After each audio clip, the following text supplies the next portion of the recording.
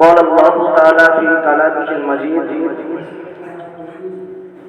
يريدون ليطفئوا نور الله بأفواههم والله متم نوره ولو كره الكافرون الآية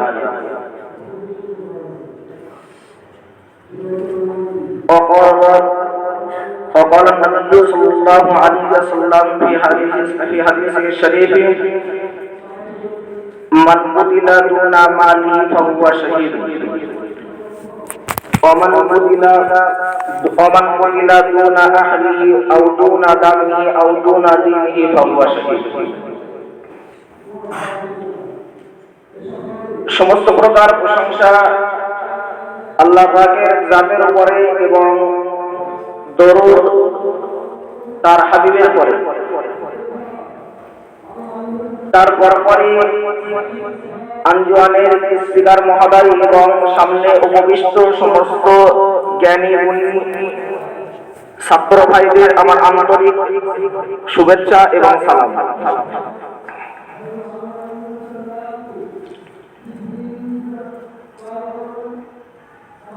বর্তমান যে পরিস্থিতি,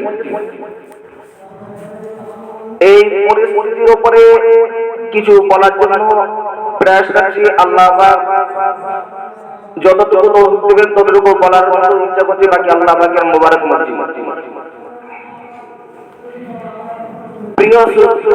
প্রিয় শ্রোতা মণ্ডলী, প্রিয় সুধী, যেদিন থেকে এই ভারতবর্ষের মাঝে মাঝে মানবতাবাদী হিন্দুত্ববাদী বিজেপি সরকার ভারতবর্ষের মসনদকে যেদিন থেকেই দখল করেছে, সেদিন থেকেই তারা একটা প্রচেষ্টা চালিয়ে যাচ্ছে। আর সেদিন থেকেই মুসলমানদের বিরুদ্ধে একের পর এক আগুনের আঙ্গারা মুসলমানদের দিকে নিক্ষেপ করছে। কখনো তো তারা বলছে, হে মুসলমান, হয় তোমরা ভারত ছাড়ো, অন্যথায় তোমরা কোরআন ছাড়ো। তো যেদিন এটা বলবে, তারপরের দিন বলছে যে হয় তোমরা পাকিস্তানে যাও, অথবা তারপরের দিন এটা বলছে যে মাদ্রাসা সন্ত্রাসের আখড়া বলে আখ্যায়িত দিচ্ছে। এটা ছাড়ার পরে দুই একদিন পরে আবার কখনো এনআরসির ভয় দেখাচ্ছে, তো কখনো এমপিআর এর ভয় দেখাচ্ছে, আবার কখনো তালাকের উপরে তারা হস্তক্ষেপ করছে, তো কখনো আবার সম্পত্তির উপরে তাদের কালো হাত দেখিয়ে দিচ্ছে। এরপরেও যদি ভারতের মুসলমানরা এখনো ঘুমিয়ে থাকে, এরপরেও যদি ভারতের মুসলমানরা এখনো জাগ্রত না হয়, কদিন পরে তারা ভারতের মুসলমানদের ইমানের উপরে হাতা মারবে না, ইমানের উপরে হানা আনবে না, এটা আমার ভয়। বর্তমান সময়ে ভারতবর্ষের মুসলমানদের উপরে ভারতবর্ষের সরকার যে বিষয়টা নিয়ে সব থেকে বেশি উঠে পড়ে লেগেছে, সেটি হলো আর এ বিষয়ে কয়েকটি কথা বলার প্রয়াস রাখছি।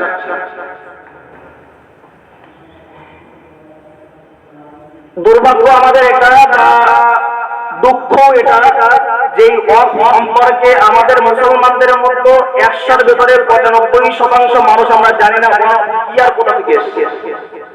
অথচ আমাদের বিরোধী পার্টি বিধর্মীরা সম্পর্কে সমস্ত খুঁটিনাটি বিষয় জেনেছে এবং তারা এই অর্থের বিরুদ্ধে ভারতের সুপ্রিম কোর্টে মামলা করেছে, বা আগামী 26শে ডিসেম্বর এই মামলার আর একটা দিন। অথচ আমরা এই সম্পর্কে কিছু জানি, আমরা মুসলমান, অথচ আমাদের ধর্মের একটা বিষয়, একটা রূপমকে তারা আমাদের থেকে কেড়ে নিতে চাইছে। এজন্যই কি এবং অফের আইন কি এবং তারা আইন আনতে চাইছে, এই বিষয়ের উপরে দুই একটি কথা বলার চেষ্টা করছি। কি এ বিষয়ে জানতে গেলে শরিয়াতের ভাষায় অফ হলো এটা যেটা আল্লাহর নামে উৎসর্গিত সম্পত্তি, এটাই হলো অফ। ইসলামী আইনে দাতব্য এবং আল্লাহর নামে উৎসর্গিত সম্পত্তিকেই বলা হয় অফ। সেটা ফকির মিসকিনদের জন্য হতে পারে, কেউ মসজিদের জন্য দিতে পারে, কেউ মাদ্রাসার জন্য দিতে পারে, কেউ খানকার জন্য দিতে পারে, কেউ পথচারী মুসাফিরদের জন্য দিতে পারে। যার জন্যই হোক, আল্লাহর সন্তুষ্টির উদ্দেশ্য করে যেটাই দেওয়া হবে সেটাই হলো। এই আইন কবে কোথা থেকে কিভাবে ভারতে আসলো? এ বিষয়ে বলতে গেলে এটা কি আমরা ভারতের সাংবিধানিক বিরোধী কোনো আইন এটা আমরা নিয়ে এসেছি? সংবিধান কি এর হুকুম আমাদেরকে দেয়নি? আমরা জানি ভারতের একটা সংবিধান আছে, যে সংবিধানের মধ্যে 25টি পার্ট আছে। 25টি পার্টের মধ্যে 3য় নম্বর পার্ট হলো মৌলিক অধিকার। এই মৌলিক অধিকারের যে পার্টটা, এখানে 25 নম্বর আর্টিকেল, এখানে একটা পার্টের কয়েকটি করে আর্টিকেল আছে, যেখানে 25 নম্বর আর্টিকেল মৌলিক অধিকারের প্রথম পার্ট। এই 25 নম্বর আর্টিকেলে একটা শর্ত দেওয়া আছে যে প্রত্যেকটা মানুষ নিজ ধর্ম নিজের ইচ্ছায় মানতে পারবে এবং সে ধর্মকে প্রচারও করতে পারবে।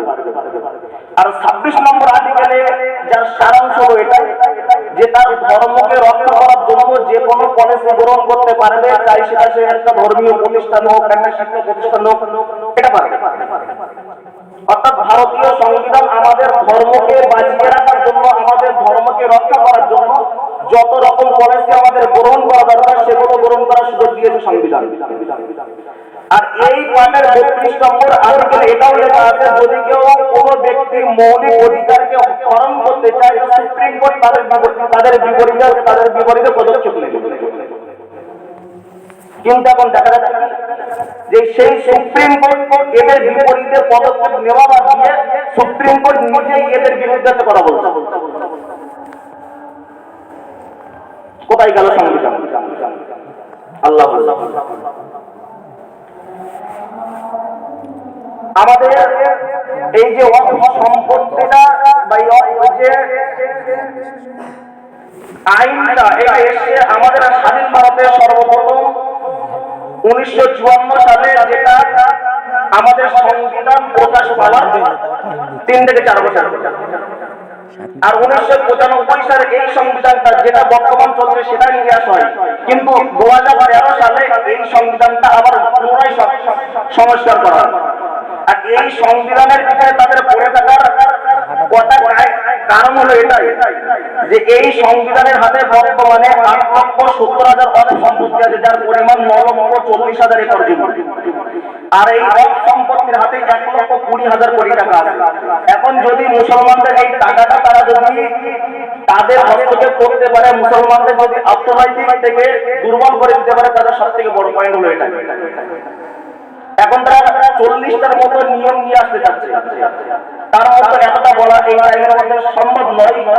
মাত্র 2 থেকে 3টে বলছি। একটা হলো সেন্ট্রাল কমিটিতে কেন্দ্রীয় মন্ত্রী থাকবে এবং 3 জন সংসদ থাকবে, যারা কি হবে বেদরমি।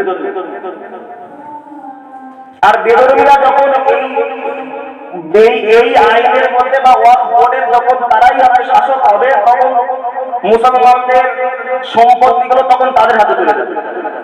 দ্বিতীয় আরেকটা আইন তারা নিয়ে এসেছে, যে কেন্দ্রীয় কাউন্সিল বা যে সম্পত্তি সম্পর্কে বোর্ড আর কোনো ফাইসলা নিতে পারবে না, বরং জেলা সচিব নেবে। অর্থাৎ জেলা সচিব যদি বলে জামিয়া রহমানিয়াটা এটা অনেক সম্পত্তি না, এই মাদ্রাসা ভেঙে দাও, ভেঙে দাও। যদি বলে বসিরহাটের শাহী মসজিদটা এটা ওয়াকফ সম্পত্তি না, ওটা ভেঙে দাও, ওটা ভেঙে দাও। এখন যদি তারা এই বিল পাস করতে পারে, অবস্থাটা এখানে দাঁড়াবে। এই জায়গায় দাঁড়িয়ে আমাদের করণীয়, যদি তার বিলটা পাস করে ফেলে, যদি এই বিল পাস করে ফেলে, আর পাস করার পরে আমাদের পরবর্তী জেনারেশন তারা এসে আমাদেরকে প্রশ্ন করে যে 2024 সালে তোমরা তো বেঁচেছিলে, তা আমাদের মসজিদ মাদ্রাসা মাজার এগুলো তো তোমরা রক্ষা করতে পারো নি, এগুলো রক্ষা করার তোমাদের ভূমিকা কি ছিল? তাদের জবাবটা কি?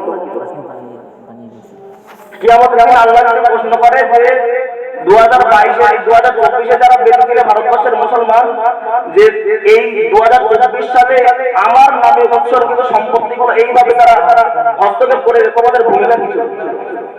উত্তর কি দেন? সেদিন তার বলতে পারবো না তুমি রহমান, তুমি আমাদের ক্ষমা করে দাও, কারণ সেদিন আল্লাহ রহমান থাকবে না, সেদিন থাকবে কথা। এই জন্যই যে দায়িত্ব আমাদের এটাই আমাদের এটাই দায়িত্ব যে আমরা চেষ্টা করব। আল্লাহ আমাদের এটাও বলেনি যে তোমাদের পূরণ করতে হবে, তোমার এটা পূরণ করো। কারণ আল্লাহ কোরআনের মধ্যে বলেছে কি, ইউরিদুনা লিইউতিউল্লাহ, যে আল্লাহরা আল্লাহর নূরকে নিভানোর চেষ্টা করে বিআফওয়াহিহিম, তাদের মুখ দ্বারাই। পরে বলছে কি আল্লাহু মুতিম্মু নূরিহি, এখানে কিন্তু বলেনি আল মুমিনুনা বা আল মুসলিমুনা মুতিম্মু নূরিহি, এখানে বলেছে আল্লাহ সেই নূরকে প্রজ্বলিত করবে। কিন্তু কিসের মাধ্যমে? আল্লাহ ডাইরেক্ট ফেরেশতা পাঠাবে? এটা কখনো। কারণ অপর জায়গায় আল্লাহ বলেছেন আমার রমাইতা ইয রমাইতা ওয়ালাকিন্নাল্লাহ রামা। আল্লাহ যখন রাসূলকে আদেশ দিয়েছেন তুমি নিক্ষেপ করো, নিক্ষেপ করার দায়িত্ব রাসূলের, বাকিটা পৌঁছে দেওয়ার দায়িত্ব আল্লাহ। ওইজন্য আমাদেরও দায়িত্ব হলো এটাই যে আমরা পুরো চেষ্টা করবো পরবর্তীতে সেটা পূর্ণতা পাইয়ে দেওয়ার দায়িত্ব আল্লাহ। এই বলে আমি আমার বক্তব্য ইতি করলাম। আলহামদুলিল্লাহি রাব্বিল আলামিন।